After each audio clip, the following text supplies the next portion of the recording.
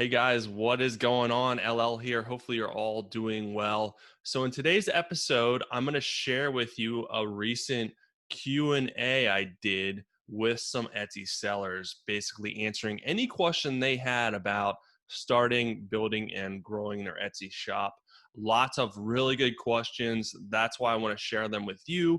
Hopefully you can learn and improve your own Etsy business. Without further ado, let's dive right in. Welcome to the Etsy Entrepreneur Podcast, where sellers can get help starting, building, and growing their Etsy business so that they can make extra money pursuing their passion. Are you ready to get the tips and strategies you need to be successful? Then let's get started. Here is your host, a top 1% full-time Etsy seller, LL. But if you guys have questions, go ahead and pop them in the chat, or you can just ask them, and we can start touching on everything Etsy. Hopefully, give you guys some good little nuggets. We got one about addressing ads. So Etsy ads. There's just kind of, I'm not going to dive in this too deep. I don't want to get in the weeds too deep, but there's two forms of Etsy ads right now. There's Etsy advertising on ads, it's paid ads through Etsy, and then there's off-site ads. So if you make enough sales, you're automatically going to be opted into off-site ads. And then the Etsy ads, just advertising on the Etsy platform, you can choose just to advertise on the Etsy platform. So that is, you opt into the Etsy ads on the Etsy platform, you set a budget, and you pick which listings you want to advertise. The Etsy will determine your budget up front, your budget, how much you're allowed to spend up front, and they limit that to your previous spend. So I think they start you out at a max of $50, and it's more to protect you so you don't go out the gate spending $100 a day and lose your butt on ads. So they give you a limit, and then if you spend $50 a day consistently, you can up that down the road. But if you want to try out Etsy ads, I would suggest, I'm talking about the ads on just Etsy, I would suggest starting out small budget, maybe start out with your best sellers, and then manage that over a period of time, usually 30 days, to see how they're performing. A lot of people start and stop, and that really messes with the algorithm. I'm going to actually put a Etsy ads course in my masterclass, and I'm going to talk about it a little bit later. I just haven't done it yet because they keep changing stuff on me. So I want to make sure that I give people the up-to-date information on Etsy ads and some strategies I've used with Etsy ads specifically to help you guys out. But it's one of those things that you have to continue to test. Off-site ads, you have a lot less control. You basically opt into that if you're allowed to opt in. If you make too much, you're automatically opted in. And then they take a cut. It's either, if you make over $10,000, they charge you 12% on sales only.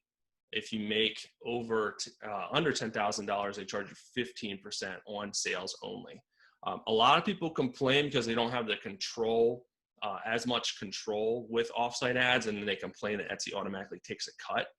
However, I want to just preface that if you guys have ever advertised on your own before, whether it be Facebook or other platforms, the fact that they cap out how much they can take is actually a really good thing, because there's a lot less risk. They do all the advertising for you. They advertise through Facebook, Bing, Google. I think that's it for now, but the results for me have been really good. Usually the industry average is you want to try to hit between 3 and 7 return on ad spend. So basically, for every dollar you spend, you want to at least try and make $3 back. If you can make more than that, sweet spot's like $5 back. So if I give someone $1 and they give me $5 back, that's a pretty good deal. So in my experience so far with offsite ads, people are getting at least, I'm getting at least close to 10%. I know some people are getting 12, 15% return. So it's been good so far. Hopefully it keeps up. That's kind of the differences between the two. Just to kind of give you a little bit of an overview on that. Like I said, I don't want to get too in the weeds on that. That is a little bit more advanced stuff. If you're new, I would suggest not starting that stuff right away. And make sure your shop is in order first. All right, Regina says, if a seller plans to sell both physical and digital products, do you recommend opening 2 separate shops, or can one shop handle both types of product? Also, if a seller goes on vacation, is there a way to put your physical products on vacation, but not your digital products? Yeah, well, if you have 2 different shops, you can set your shop on vacation mode, but I don't believe you can do half of your shop in vacation mode and half not. So if you plan on doing that, you may want to open up 2 separate shops. Like I said, if you sell stuff that's similar or within reason, it's good to do 1 shop. It's just a little bit easier to manage. But if you're worried about that, you may want to actually set up 2 separate shops so you can put it on vacation mode for the physical products. Another thing you can do if you're worried about going on vacation, because putting your shop on vacation mode does take you out of search temporarily. And there has been people that have said that it does hurt performance later on. I'm not sure of that. I try not to put my shop on vacation mode if possible. I don't know how much truth there is to that, but I am always cautious about that. But one thing you can do instead of vacation mode is you change your processing times. And then you just make it very clear that, hey, this is going to take, processing is going to be longer.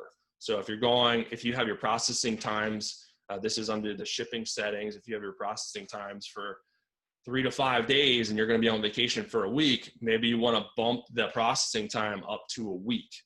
So that gives you enough time when you come back that's the expected processing time for buyers. And then I would just put in your announcement section that, the processing times are a week temporarily during this period. So people know what's going on. That's what they can expect up front. And you can even put that in your listings if you want, just to kind of protect you, because people usually do like stuff shipped quickly, especially if it's not stuff that, if it's quick hit type stuff, if it's a piece of like handmade furniture or something that takes a little bit longer to produce, your processing times can be longer and people expect that. But if it's something simple like a koozie or something like that, and you have a week processing, people aren't going to like that too much. So that's just another way that you guys can approach it besides vacation time, if you'd like, or besides vacation mode, if you'd like to do it that way. Right. I make scrub caps. How do I list 5 to 10 different patterns in one listing? I have 60 different patterns. Holy smokes. I don't want to do 60 different listings, Julie. All right. So you can, when you set up your listings, this is a little bit harder to explain, and it's going to take too long to demo it, but when you have variations in your listings, you can set up the different variations in your listing for each pattern. So that basically you just list out all the variations. You just do, the title would be pattern for the scrub top, and then you just list out do a variation for each pattern of your that you offer. Now, I wouldn't want to put all 60 patterns in one listing. That's going to be paralysis by analysis, however you say that. But maybe you want to break it out and do sets of 5 or 10 would be good. Another thing that's going to change depending on it's going to change your marketing as well, I guess, is what I'm trying to say. Depending on which pattern you have first, you can market that with different keywords. So if you have a scrub top scrub cap, that has dogs on it, you can market specifically to that cap. And then maybe you want to give a couple other, either break that out into related. Maybe you have a couple of dog designs, so you do that all in one listing. And then maybe you have a flower scrub cap, and you can market to that. And you do that all, maybe something related in there. I wouldn't recommend doing completely different designs while you can. You're going to have to market to one, because if you market too broad, just scrub caps in general, you're not really hitting a target audience. You're just throwing it out there, and there's going to be hundreds of thousands of search results for that. So what you're trying to do is bring that in and narrow in your SEO and narrow in your search to what you're selling. So while you may not want to put a ton, or it may be easier to put a ton of variations in one listing, you may want to create more listings and break that out a little bit more, just so you can market it a little bit better. Because a mistake that people make a lot of times is they go way too broad. and they try to target everyone. And in trying to target everyone, you target no one. That's, marketing, foundational, marketing stuff. So just something to keep in mind. Hopefully that answers your question. All right. So with regards to print on demand, is there one company that stands out from the rest? Do you recommend using multiple print on demand companies? So I can't recommend any. I don't want to recommend any because I don't want to lead someone down the wrong path. There is a couple of ones out there. They're popping up. But print on demand stuff is definitely tricky because you're not in control of shipping. So you want to make sure to test it out before you start selling stuff print on demand. I would recommend buying stuff yourself and seeing how long it gets to you. And especially now, with COVID, a lot of people that were doing print on demand are really struggling because the processing times are going crazy long, and you start getting bad reviews and cases against you. You can get your shop closed down. So it's always, I always, caution print on demand because you have a lot less control. There's a lot of people that make a lot of money and do really well. But when something like this happens, you lose control of the processing times and production and stuff like that. So I would urge you just to be careful with that. Also, when you're not creating your own stuff, it really cuts into your margins a lot, and it's a lot harder to, offer coupon code sales and stuff like that. So I'd always recommend, if you can, trying to find a way to produce your own stuff, either yourself or locally. It may not be as cost effective out front, but you have more control of your business down the road. But there's a lot out there. Like I said, I would just look into them and test them out before you kind of jump into that. Special pricing, like 3 for $33.95. That's super specific price, Barbara. Where can I list this? How do I determine pricing? So you can, if you want to do, you can, in the marketing coupon section, you can set up coupon codes to apply to, once they hit a certain amount or quantity, they would get that deal. So if they add, if you want to do 3 for $33.95, you would basically break that up into, say all your products are the same price. You would, once they hit, you can do a quantity of 3, they would get them at that price.